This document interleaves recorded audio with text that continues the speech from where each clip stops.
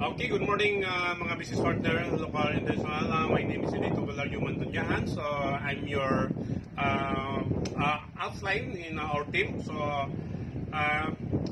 nagpasalamat ako sa inyo na sumasali kayo sa business natin, lalong-lalo na sa mga kababayan nating OFW. So focus tayo ngayon sa OFW.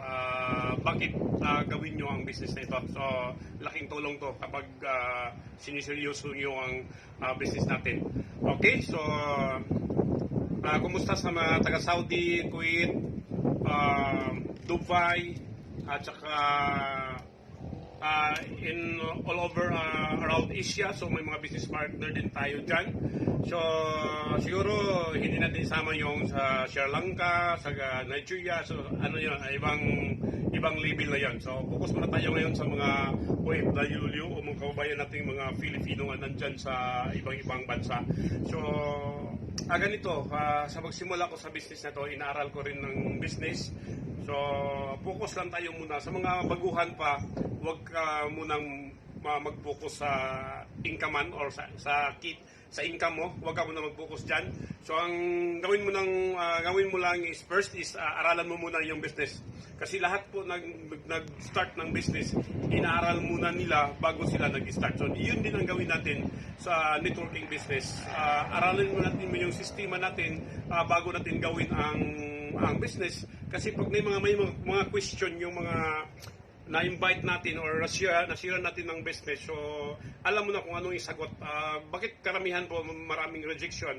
Kasi hindi nila alam kung may mga question sa kanila, sa kanilang mga prospect, so hindi nila alam kung anong isagot. So simple naman, kahit sino naman siguro, kung may tao mag-invite you tapos may itanong ka, hindi mo masagot, talagang 100% hindi ka sasali doon. Okay? So ang gawin nyo lang, isaralan nyo muna ng business. Tapos, guys, gawin nyo ng seryoso.